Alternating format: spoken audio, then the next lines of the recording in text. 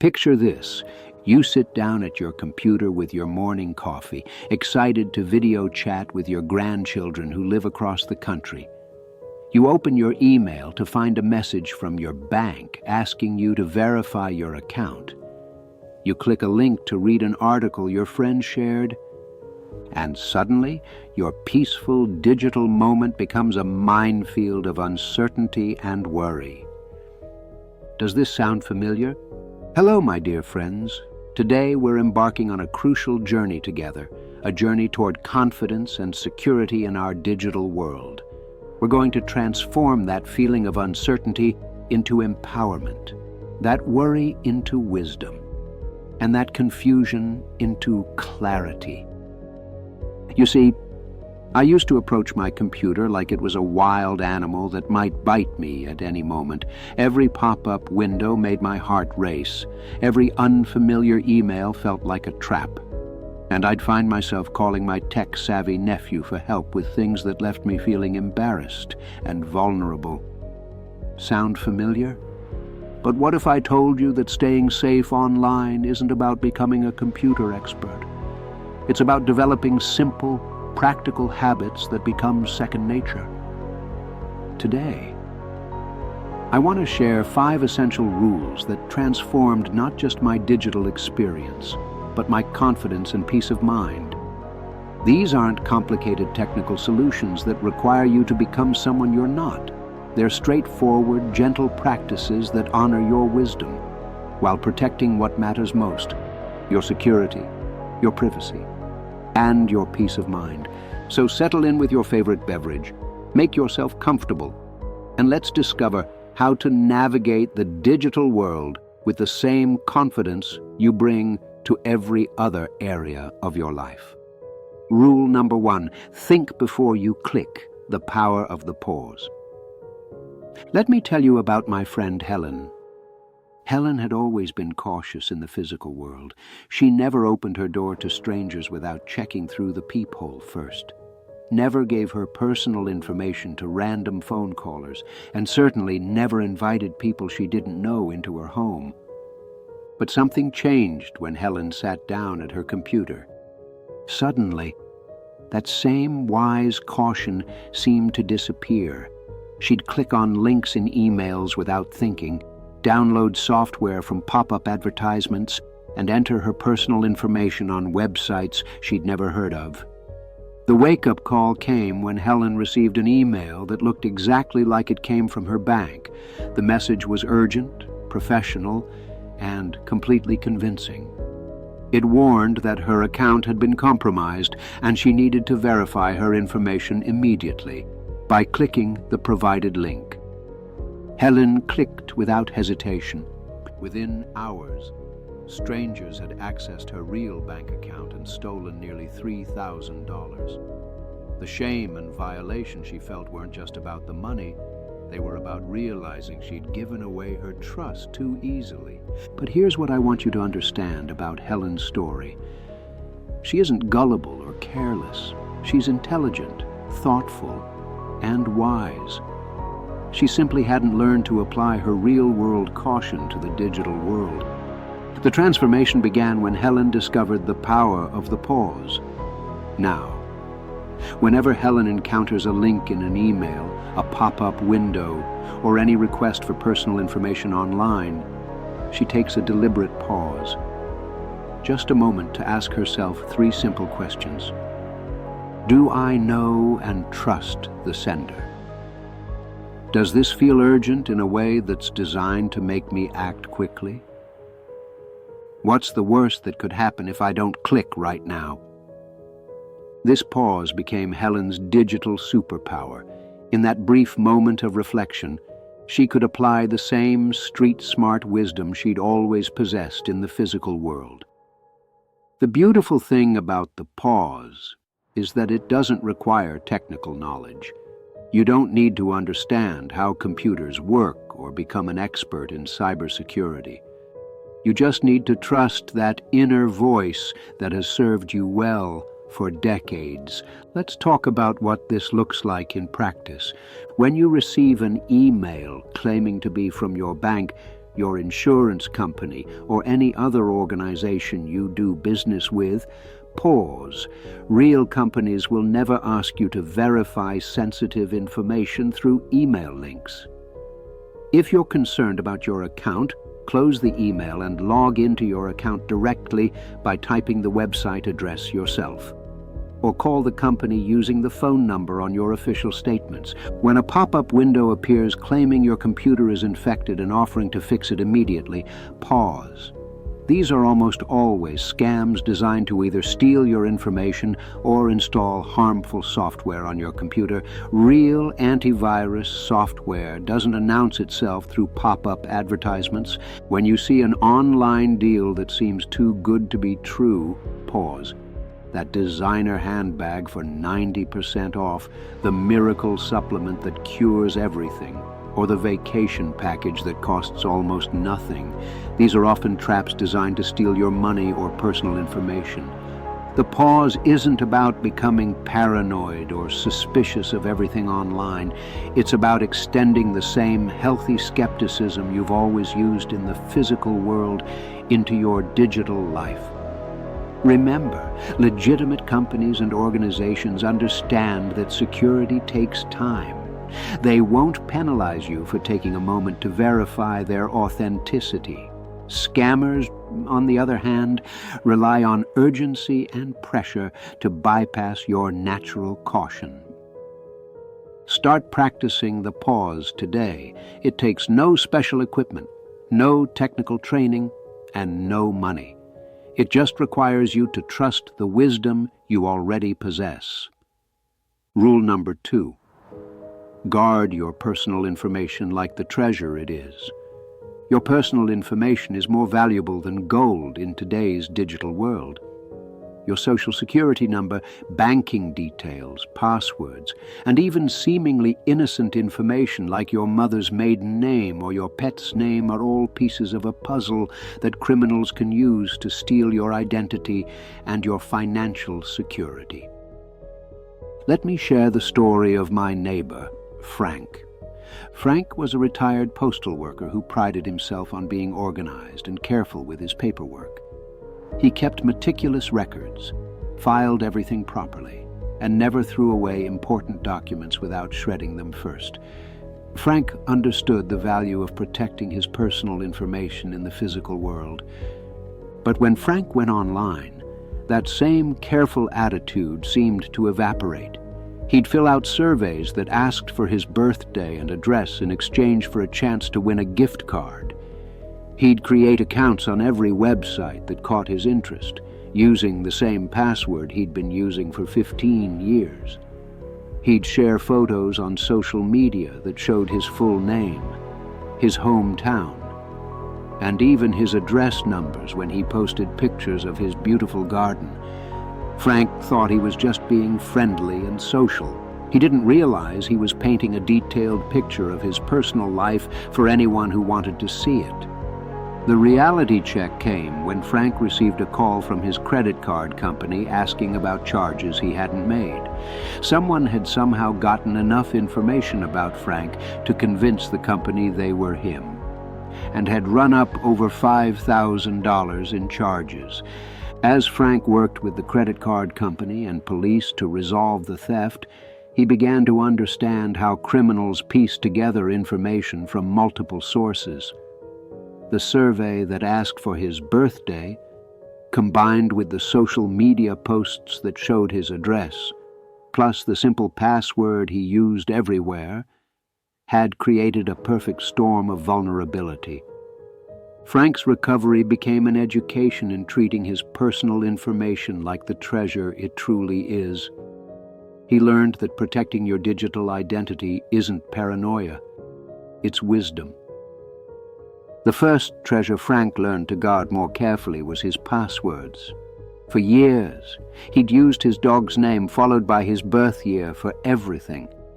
It was easy to remember, but it was also easy for criminals to guess, especially since Frank had shared both his dog's name and his birth year in various online places. Frank started creating unique passwords for different accounts, using combinations of words that meant something to him but wouldn't be obvious to others. instead of Rex 1943. He might use Garden Tulips 2024 for his banking password and Morning Coffee Walk for his email. These longer phrases are actually more secure than complicated combinations of letters and numbers, and they're easier to remember. Even better. Frank learned about password managers, simple programs that create and remember complex passwords for you. Now he only has to remember one master password, and the program handles all the others securely. The second treasure Frank learned to protect was his Social Security number. He discovered that no legitimate business needs your Social Security number unless you're applying for credit, starting a new job, or dealing with government agencies. That survey offering a gift card, they don't need your Social Security number. That online store where you want to buy a gift, they definitely don't need it. Frank created a simple rule. If someone asks for his Social Security number online, he pauses and asks himself why they would legitimately need it. If he can't think of a good reason, he doesn't provide it.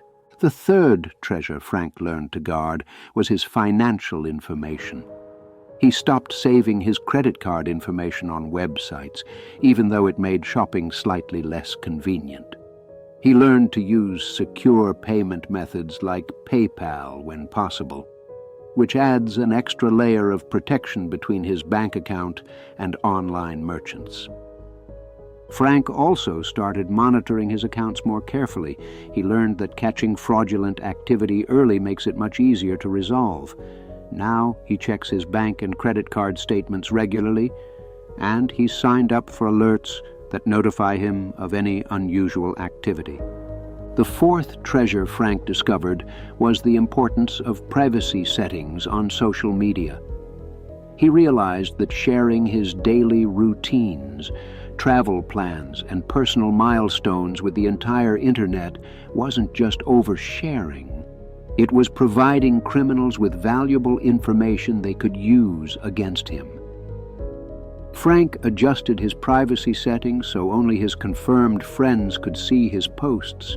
He stopped including his location in photos and learned to be more thoughtful about what information he shared publicly. But here's what I love most about Frank's story. He didn't become isolated or fearful. He still enjoys the internet, still stays connected with family and friends, and still discovers new interests online.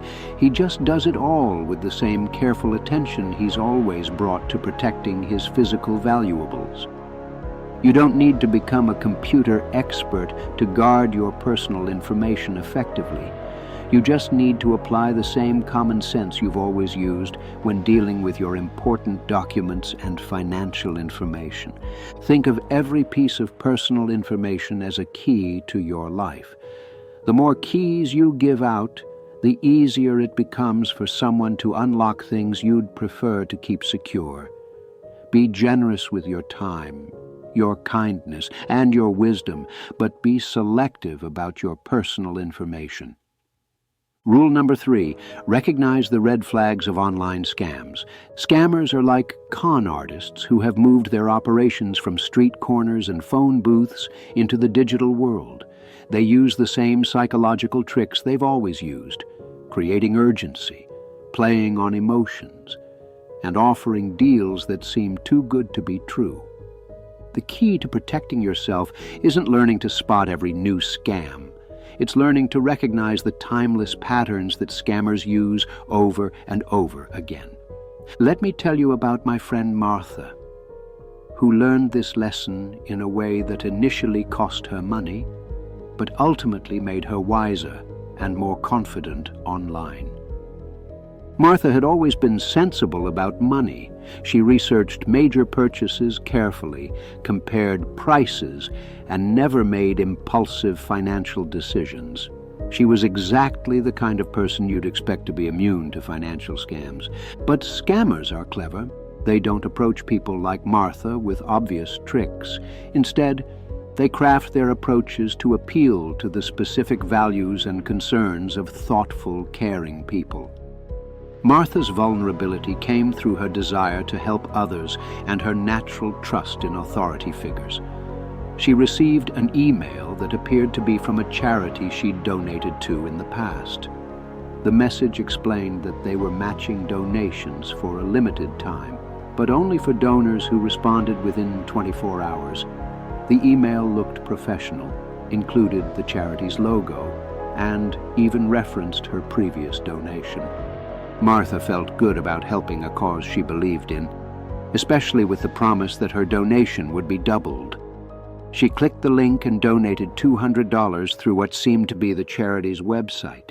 It wasn't until weeks later, when Martha received a thank you call from the real charity for a much smaller donation she'd made months earlier, that she realized she'd been tricked. The scammers had created a fake email and website that looked exactly like the legitimate charity, then used the donation matching and time pressure to encourage quick action. Martha felt embarrassed and angry, but she channeled those emotions into education. She learned that scammers often impersonate organizations and people we trust, and they're particularly skilled at creating fake websites that look identical to real ones. The first red flag Martha learned to watch for is artificial urgency. Scammers love phrases like "act now," "limited time offer," "respond within 24 hours," and "this offer expires soon." They create false deadlines to prevent you from taking time to think or verify their claims. Legitimate businesses and charities understand that good decisions take time. They don't penalize you for wanting to research or verify their requests. If someone is pressuring you to act immediately, that pressure itself is a red flag. The second red flag is emotional manipulation. Scammers study human psychology and craft their messages to trigger strong emotional responses. They might claim your account has been compromised to create fear, offer you a windfall inheritance to create excitement, or ask for help with a charity to appeal to your compassion. Martha learned to pause whenever she felt a strong emotional response to an unexpected email or message. Fear, excitement, anger, or sympathy can all cloud our judgment and make us more likely to act without thinking. The third red flag is requests for unusual payment methods. Scammers often ask for payment through gift cards, wire transfers, cryptocurrency, or prepaid debit cards because these methods are difficult to trace and nearly impossible to reverse. Legitimate businesses typically accept checks, credit cards, or direct bank transfers. If someone asks you to buy gift cards and share the numbers with them, even if they claim to represent a government agency or familiar company, it's a scam. No legitimate organization conducts business this way. The fourth red flag is poor spelling and grammar in official communications. While this isn't always a guarantee, many scam emails contain obvious spelling mistakes, awkward phrasing, or grammar errors that legitimate companies wouldn't make in their official communications. However, Martha also learned that some scammers have become quite sophisticated and their communications can appear flawless. So while poor grammar is often a red flag, perfect grammar doesn't guarantee legitimacy. The fifth red flag is unsolicited contact claiming you've won something or are entitled to money. If you receive an email, text, or phone call claiming you've won a lottery you didn't enter, inherited money from a relative you've never heard of, or are entitled to a government refund you weren't expecting, it's almost certainly a scam. Real winnings and inheritances don't require you to pay fees up front or provide personal information to claim them. Martha also learned about a particularly insidious type of scam called phishing, where criminals create fake emails and websites that look exactly like real companies to steal login information and personal details. These fake sites can be incredibly convincing. The best protection against phishing is to never click links in emails, even if they appear to be from companies you trust. Instead, if you need to access your account with a bank, insurance company, or any other service, type their website address directly into your browser or use a bookmark you've created yourself. But here's what I want you to understand most clearly about Martha's experience. Falling for a scam doesn't make you gullible or foolish. Scammers are professionals who spend their time studying human psychology and perfecting their techniques. They target intelligent, caring people like Martha because those are often the people with the resources they want to steal. The shame isn't in being targeted. It's in not learning from the experience. Martha turned her costly lesson into wisdom that has protected her many times since. She's now more confident online because she knows what to watch for, and that confidence has actually expanded her digital world rather than limiting it. If you ever find yourself victim of a scam, remember that you're not alone and you're not foolish. Report it to the appropriate authorities. Learn what you can from the experience, and use that knowledge to protect yourself and help others. The patterns scammers use don't change much. Even as technology evolves, once you learn to recognize urgency tactics, emotional manipulation, and too-good-to-be-true offers, you'll find that most scams become obvious before they can cause you harm. Rule number 4. Keep your digital doors locked. Software updates and security. Think of your computer and smartphone like your home.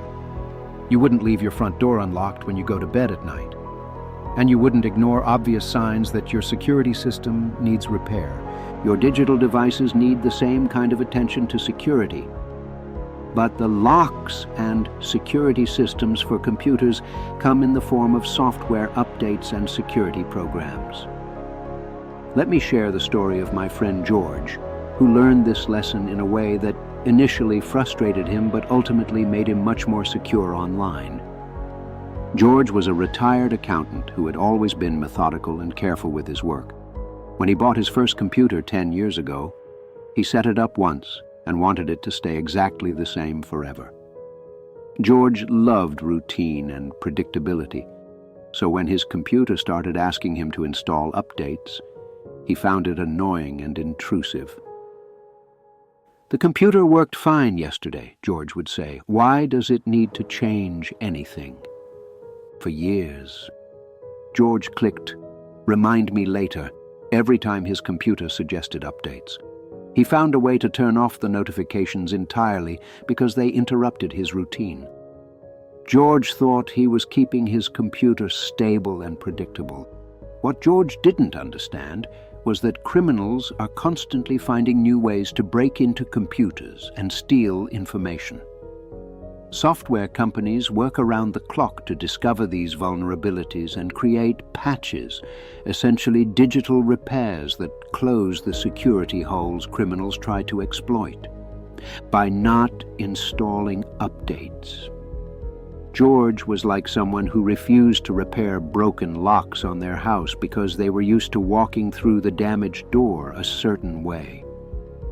The wake-up call came when George's computer started running very slowly and displaying strange pop-up advertisements. His nephew helped him discover that George's computer had been infected with malware, malicious software that had crept in through security vulnerabilities that had been fixed in updates George never installed. The infection hadn't just slowed down George's computer. It had been secretly recording his keystrokes and sending his passwords and personal information to criminals. George had to spend weeks changing all his passwords and monitoring his accounts for fraudulent activity. But here's the beautiful part of George's story. Once he understood that updates weren't random annoyances but essential security repairs, he became one of the most secure computer users I know. George learned that software updates serve several important purposes. First, and most importantly, they fix security vulnerabilities that criminals might exploit. When software companies discover that hackers have found a way to break into their programs, they create updates that close those security holes. Second, updates often improve the performance and stability of your programs. While George had feared that updates would make his computer work differently, he discovered that current updates usually made his programs work better, not worse. Third, updates sometimes add new features or improve existing ones. While these improvements aren't as critical as security fixes, they often make programs easier and more enjoyable to use. George developed a simple routine for handling updates. Instead of putting them off indefinitely, he decided to check for and install updates every Sunday morning with his coffee. This became part of his weekly routine, like checking his car's oil or watering his plants. For his computer's operating system, the main software that runs everything else, George learned to install updates as soon as they became available. These updates often contain critical security fixes that protect against the latest threats. For other programs, George learned to be more selective. He updates his antivirus software immediately because protection against malware is constantly evolving. He updates his web browser regularly because that's how he accesses the internet, but for programs he uses less frequently, he might wait a few days to see if other users report any problems with the new version. George also learned about automatic updates, which can handle many of these decisions for you. Most computers and smartphones can be set to install important security updates automatically, usually during times when you're not using the device. This ensures you're protected against the latest threats without having to remember to check for updates manually. But George discovered that the most important security tool isn't a program at all. It's his own awareness and caution. The best antivirus software in the world can't protect you if you deliberately download suspicious programs or click on dangerous links.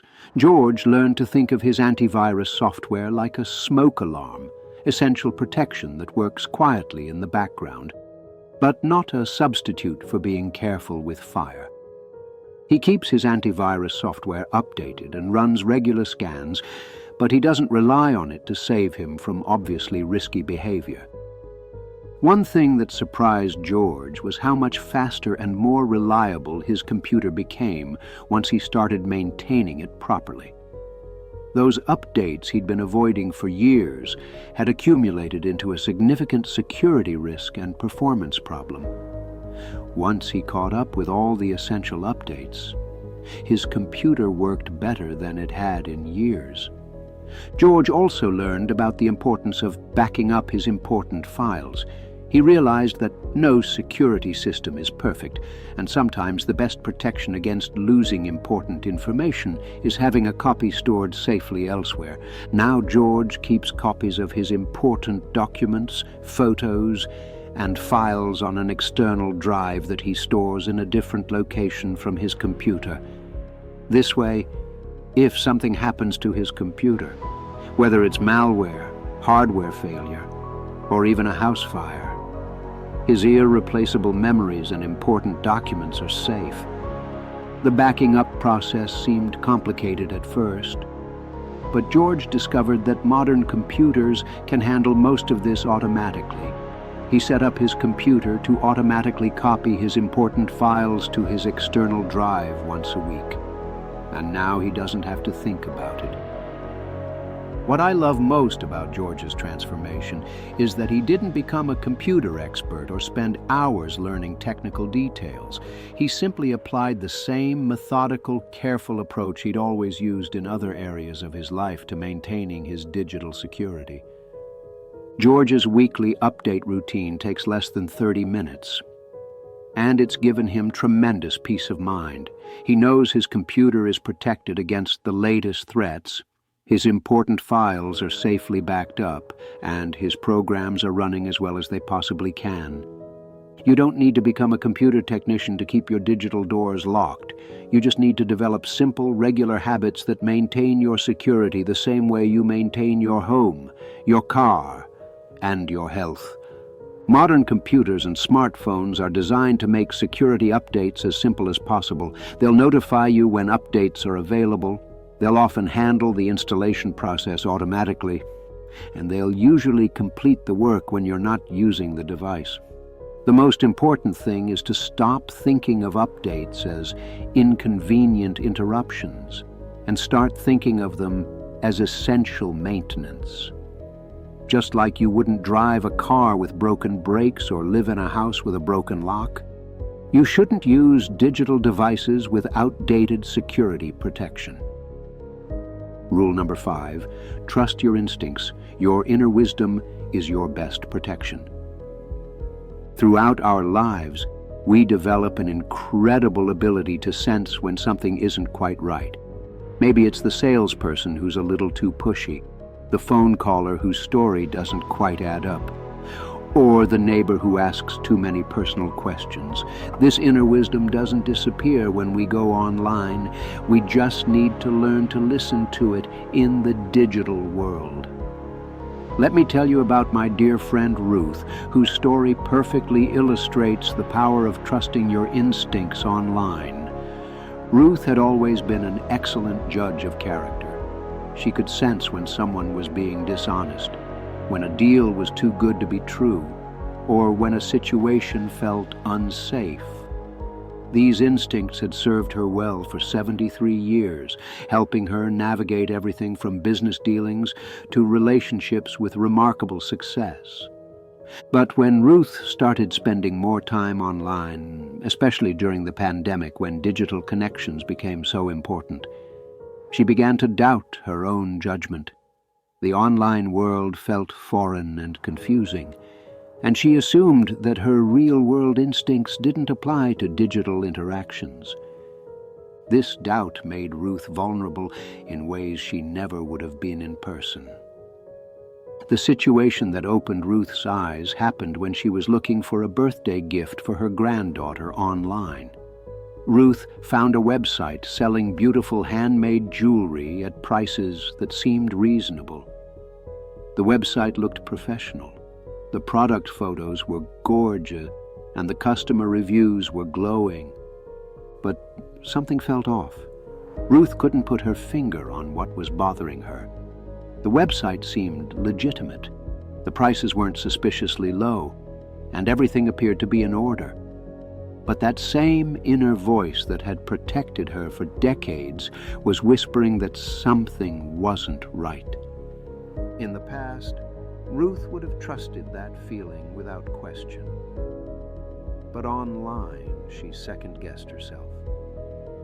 Maybe I'm just being paranoid about internet shopping, she thought.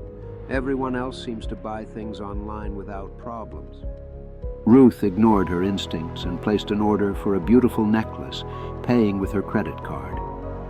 The website immediately charged her card and sent a confirmation email promising delivery within 2 weeks. 2 weeks passed. No necklace arrived. Ruth tried to contact the company through the email address and phone number on their website. The email bounced back as undeliverable, and the phone number was disconnected. Ruth realized she'd been scammed by a fake website designed to steal money and credit card information. The professional appearance, product photos, and customer reviews had all been fabricated to create the illusion of legitimacy. But here's the important part of Ruth's story. Her instincts had been absolutely correct. That nagging feeling that something was wrong had been her subconscious mind picking up on subtle clues that her conscious mind hadn't fully processed. As Ruth investigated the fake website more carefully, she began to understand what her instincts had detected. The customer reviews, while glowing, were all very similar in tone and used oddly formal language that suggested they'd been written by the same person. The About Us section was vague and contained no specific information about the company's history or location. The contact page listed a phone number and email address, but no physical address. Most tellingly, when Ruth searched for reviews of the company on independent websites, she found multiple complaints from other customers who'd had the same experience she did. Ruth's instincts had picked up on these inconsistencies and warning signs, even though she hadn't consciously analyzed them. Her subconscious mind, trained by decades of evaluating people and situations, had recognized the patterns of deception. This experience taught Ruth that her real-world wisdom was not only applicable online, but absolutely essential for staying safe in the digital world. Ruth learned to apply the same skeptical thinking online that she'd always used in person. When someone contacted her claiming to be from a company she did business with, she asked herself, would I give personal information to someone who called me at home without verifying who they really are? When she saw online deals that seemed too good to be true, she reminded herself of the old saying that had served her well. If it seems too good to be true, it probably is. When websites or emails tried to create a sense of urgency, claiming that offers were about to expire or that immediate action was required, Ruth recognized the same high-pressure tactics that dishonest salespeople had been using for decades. Ruth developed what she calls her online pause button. Whenever something online made her feel uncomfortable, pressured, or uncertain, she would step away from the computer entirely. She'd make a cup of tea, take a walk around her garden, or call a friend to chat about something else entirely. This pause gave her subconscious mind time to process what was bothering her, and her conscious mind time to think clearly without pressure.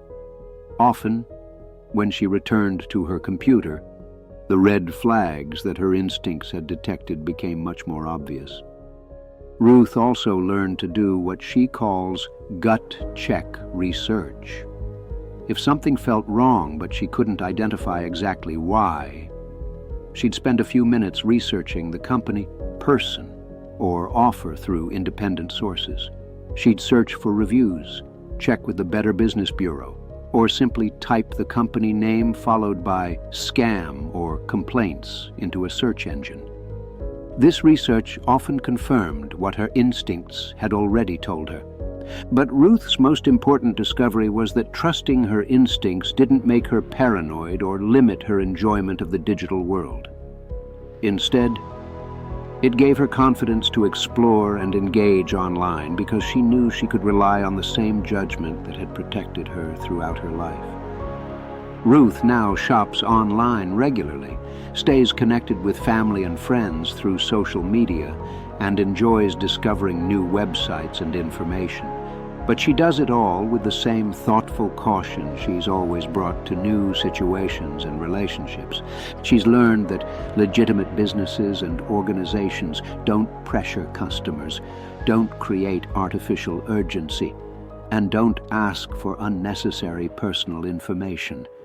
They understand that trust takes time to build, and they're willing to answer questions and provide verification of their legitimacy. Ruth has also discovered that her instincts often pick up on things that technical security measures might miss. While antivirus software can detect known threats and security updates can fix identified vulnerabilities, Ruth's human intuition can sense new patterns of deception that haven't been programmed into any security system. The combination of technical protections and human instincts creates multiple layers of security that are much more effective than either approach alone. What I want you to understand from Ruth's story is that you already possess one of the most sophisticated fraud detection systems ever developed: your own experienced judgment. You don't need to learn new skills or become a different person to stay safe online. You just need to trust the wisdom you've developed over a lifetime of navigating the world. When something feels wrong online, it probably is. When someone is pressuring you to act quickly, slow down instead. When an offer seems too good to be true, investigate before you invest. When a request for personal information makes you uncomfortable, trust that discomfort. Your instincts aren't outdated just because technology is new. The fundamental patterns of human deception and manipulation haven't changed. They've just moved to new platforms. The same awareness that protects you in the physical world will protect you in the digital world, if you trust it.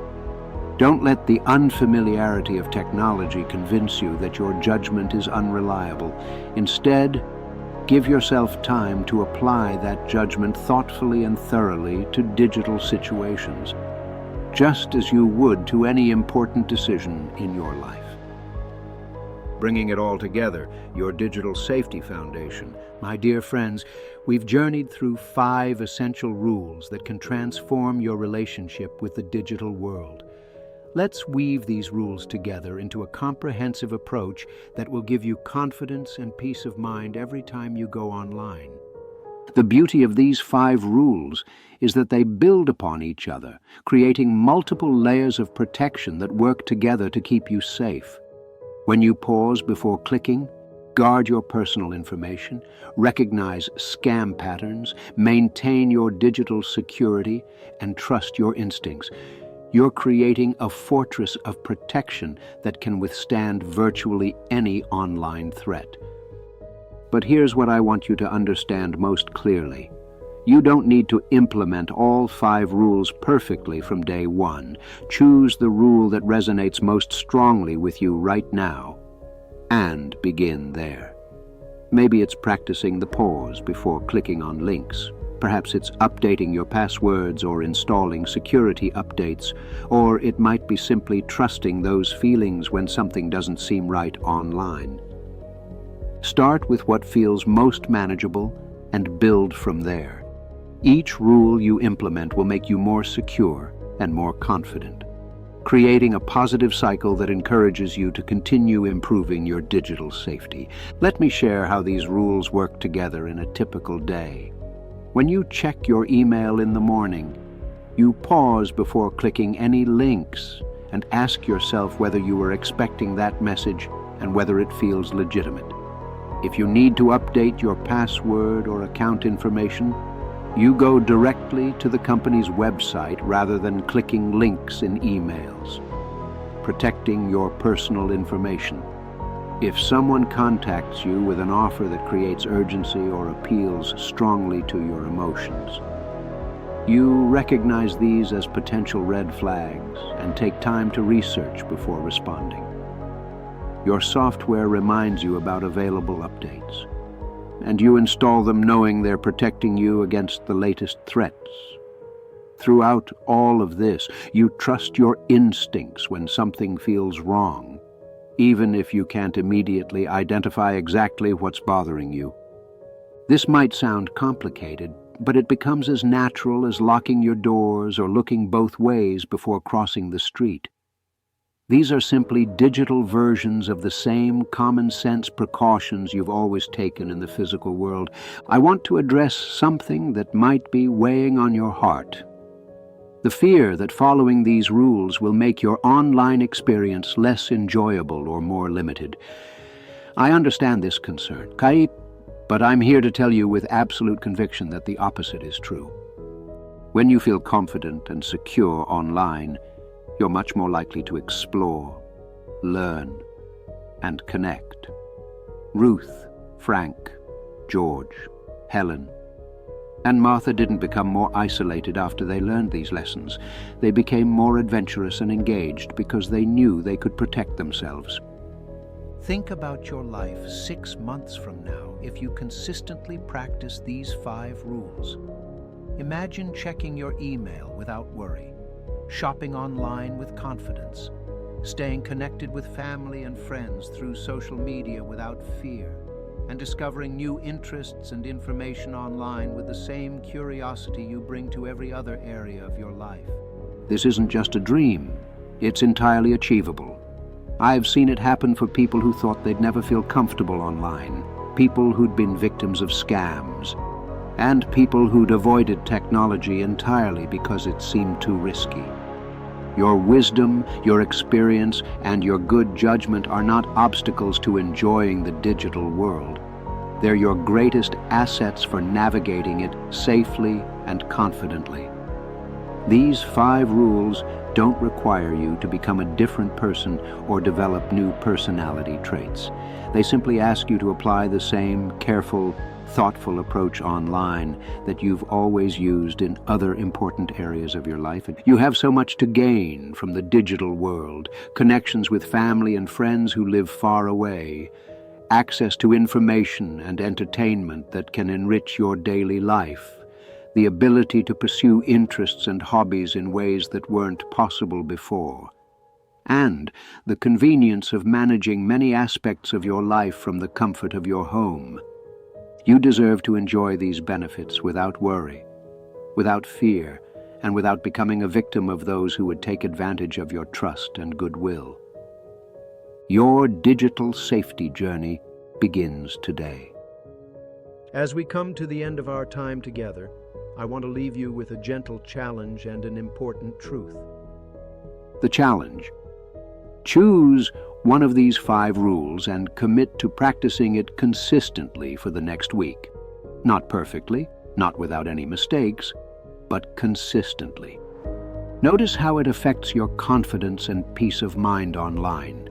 The important truth: you are not too old, too inexperienced, or too set in your ways to become digitally secure. The wisdom you've accumulated over a lifetime is exactly what you need to stay safe online. You don't need to learn completely new skills.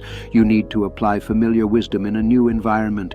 I see you, dear friend. I see you wanting to stay connected with the people you love, to continue learning and growing, and to take advantage of the incredible tools and resources available in our digital world. I also see your caution, your awareness that there are risks, and your desire to protect yourself and your loved ones. Both of these impulses are wise and valuable. You don't have to choose between being safe and being engaged. You can be both, and these 5 rules will help you achieve that balance. Your digital safety journey doesn't start tomorrow or next week. It starts right now, with your very next online interaction. Will you pause before clicking that next link? Will you think twice before sharing personal information? Will you trust that inner voice when something feels wrong? Whatever you choose, know that you're not alone in this journey. Every person who uses the internet has had to learn these lessons, and many of us learned them the hard way. You have the opportunity to learn them the smart way, by applying wisdom rather than waiting for experience. The digital world is not your enemy. The criminals and scammers who try to take advantage of trusting people are the problem, not the technology itself.